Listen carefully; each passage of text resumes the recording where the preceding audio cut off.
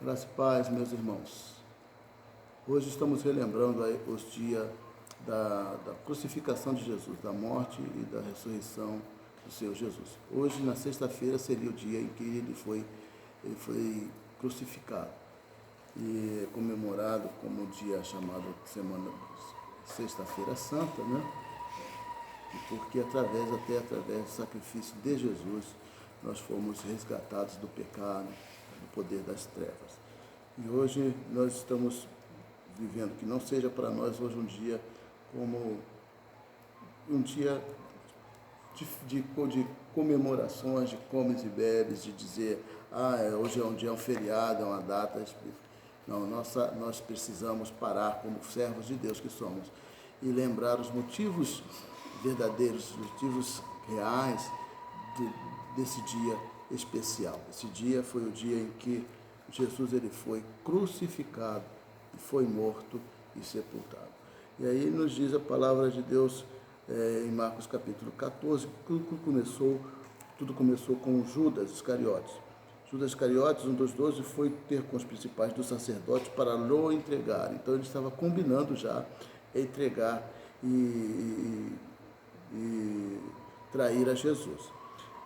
Mais para frente do capítulo 14 ainda, diz no versículo 12, no primeiro dia dos pães asmos, quando sacrificavam a Páscoa, disseram-lhe os discípulos, aonde queres que vamos para fazer os preparativos para comer a Páscoa?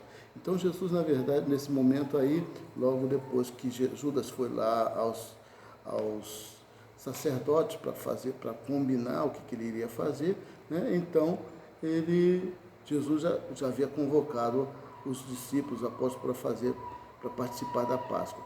E mais para frente ele já diz, nesse mesmo capítulo 14, no versículo 21, na verdade o Filho do Homem vai como dele está escrito, mas ai daquele homem por quem o Filho do Homem é traído. Bom seria que para um tal homem não haver nascido.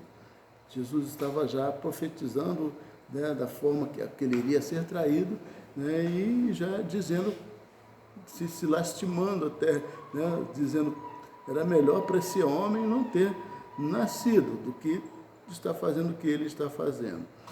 E aí ele continua esse ato da ceia, né, dizendo que era a última ceia, nós já falamos sobre isso esses dias, e Jesus estava afirmando, ele não beberia mais do fruto da videira, até que fosse beber de novo no reino dos céus, como diz o versículo 25.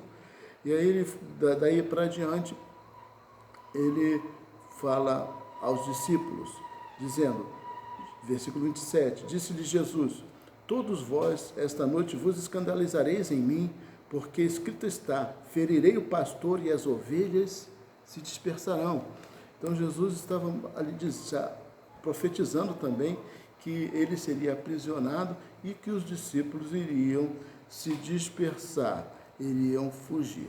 Logicamente, em sequência, Jesus ele sobe a um lugar chamado Getsemane para orar, como era costume dele.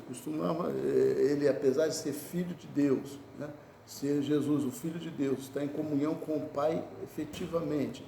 Mesmo assim, ele tirava momentos específicos para estar ele e o Pai em contato, em comunicação. Isso é um exemplo muito bom, muito importante para nós, que queremos muitas vezes viver uma vida com Deus ou para Deus, porém nós não temos aquele hábito de separar um tempo específico para ficar nós e o Senhor.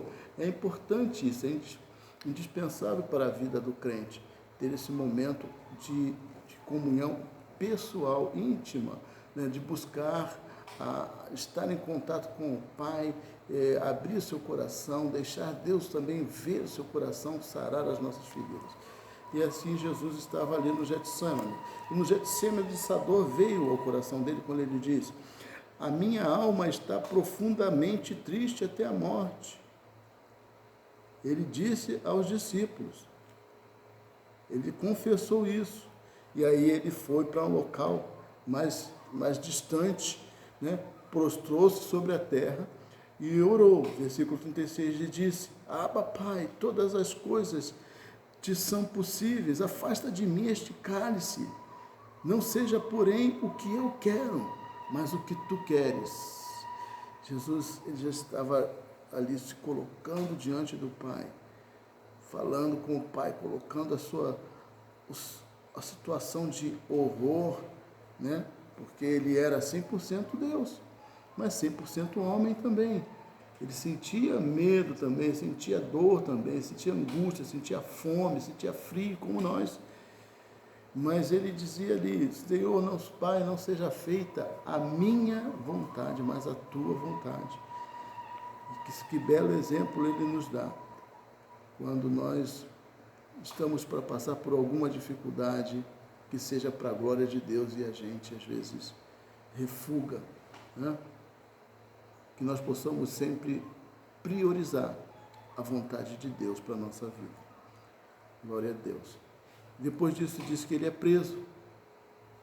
A Bíblia fala aqui no versículo 43, que Jesus, depois que ele é aprisionado, ele fala àqueles homens, diz assim: respondendo Jesus, disse-lhes: saíste com espadas, com varapaus, para prender-me como a um salteador?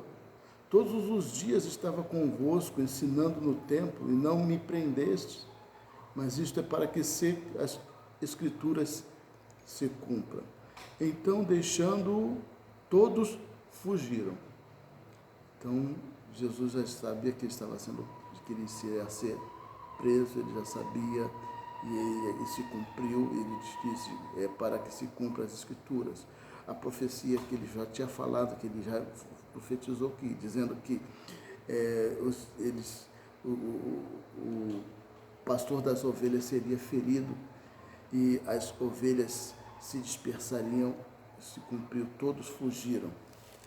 E agora Jesus está sendo levado ao sinédrio para ali ser torturado, ser morto e ser crucificado. Então, capítulo 15 diz: levaram Jesus ao lugar do Gólgota, que se traduz por lugar da caveira, e deram-lhe a beber vinho com mirra, mas ele não o tomou. E, havendo-o crucificado, repartiram seus vestidos, lançando sobre ele sortes, para saber o que cada um levaria. E era a hora terceira, e o crucificaram. E por cima dele estava escrita a acusação: o Rei dos Judeus. E crucificaram com ele 2 salteadores, um à sua direita e outro à sua esquerda. Essa história, nós já sabemos que o da direita pediu a ele que se lembrasse no dia da ressurreição, no momento da ressurreição. E Jesus, até na cruz ali pendurado, sentindo aquelas dores terríveis, ele deu uma palavra de conforto, de consolo, né, e resgatou uma vida, quando ele disse: hoje mesmo estarás comigo no paraíso. E ali, ele pendurado, quando o versículo 34 diz assim: chegada a hora sexta, houve trevas sobre toda a terra, até a hora nona. E a hora nona, Jesus exclamou com grande voz, dizendo: Eloi, Eloi, lama sabachthani, que traduzido é: Deus meu, por que me desamparaste? Então, alguns achavam que ele estava chamando a Elias, deram para ele uma esponja com vinagre, né? Mas Jesus recusou, não tomou essa bebida, essa química. Jesus, dando um grande brado, expirou, e o véu do templo se rasgou em 2, de alto a baixo. E o centurião que estava defronte dele, vendo que assim clamando, expirava, disse: verdadeiramente este homem era o Filho de Deus. Este foi o sacrifício de Jesus, que você e eu possamos relembrar disso.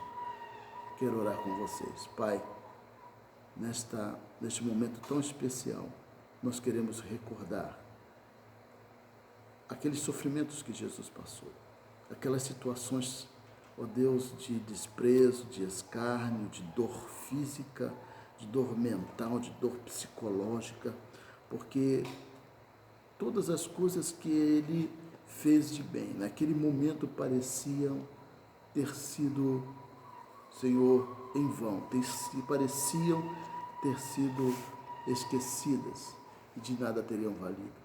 Mas a tua palavra também nos diz que se a semente ela que cair na terra, ela não morrer, ela não pode produzir fruto. E Jesus morreu, mas os frutos eles estão produzindo até hoje. E a prova disso somos nós, a tua igreja que continua lutando, continua viva.